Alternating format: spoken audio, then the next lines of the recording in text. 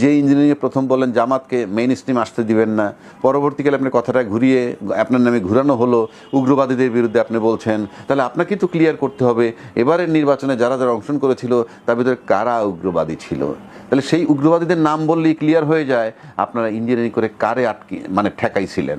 এটা আপনাকে ক্লিয়ার করতে হবে। এটা একটা রাষ্ট্র, এটা একটা তামাশা না। আপনি একটা নির্বাচন নিয়ে, জাতির ভাগ্য নিয়ে খেলাধুলা করবেন, মানুষ ভোট দিবে একজনের, রেজাল্ট যাবে আরেকজনের নামে, এটা তো হয় না। আপনার কথায় তো তাই মনে হয়। সুতরাং আপনাকে পরিষ্কার দায়িত্ব যে আপনাকে এটা ক্লিয়ার করতে হবে যে উগ্রবাদী বলতে কাদের মিন করছেন।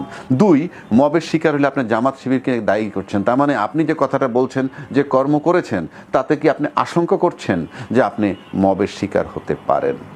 3 নম্বর, আপনি তো শুধু এখানে জামাতের যে ক্ষতি করছেন তাই না, আপনি তো নির্বাচনটাকেই কন্ট্রোভার্সিয়াল, বিতর্কিত করে দিলেন। তাহলে বিএনপি যে আজকে ফলাফলটা পাইলো সেটা নিয়েও তো বিতর্ক, যে আপনি তো ইঞ্জিনিয়ারিং করে উগ্রবাদী ঠেকাইতে গিয়ে কি আপনি বিএনপির পক্ষে কাজ করেছেন কিনা, এগুলো তো প্রশ্ন রাখে। এই প্রশ্নগুলো আসতেছে, এগুলোর সমাধান আপনাকে করতে হবে। সুতরাং আপনি এখন কেন করছেন? আপনাদের বিরুদ্ধে দুর্নীতি দমন কমিশনের অনেক দরখাস্ত পড়েছে, আমরা শুনেছি। এখন কি আপনারা সেখান থেকে সেই হওয়ার জন্য এগুলো বলতেছেন?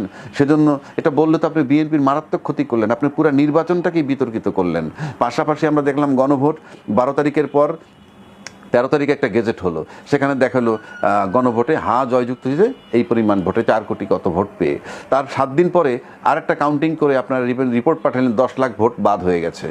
10 লাখ ভোট আরেকটা গেজেট করলেন গণভোটকে নিয়ে। তো একটা গণভোটকে নিয়ে 10 লাখ ভোটের তারতম্য, রেজাল্ট আগে ঘোষণা করে দিলেন, পরে আরেকটা প্রজ্ঞাপন জারি হলো। এটা তো নির্বাচন, এটা তো গণভোট, এটা তো তামাশা না। এইরকম পরিস্থিতি, এইরকম মস্তিষ্ক নিয়ে, এইরকম চিন্তা ভাবনা নিয়ে আপনারা নির্বাচন কমিশনের দায়িত্ব নিছেন। আপনি এই নির্বাচন কমিশনও তো এই 10 লাখ ভোটকে বাদ দিয়ে এই নির্বাচনটাকে বিতর্কিত করলো। তাহলে আমরা সংসদ নির্বাচনের ভোটের বেলায় একেবারে একুরেট হইছে সেটা ধরবো কিভাবে?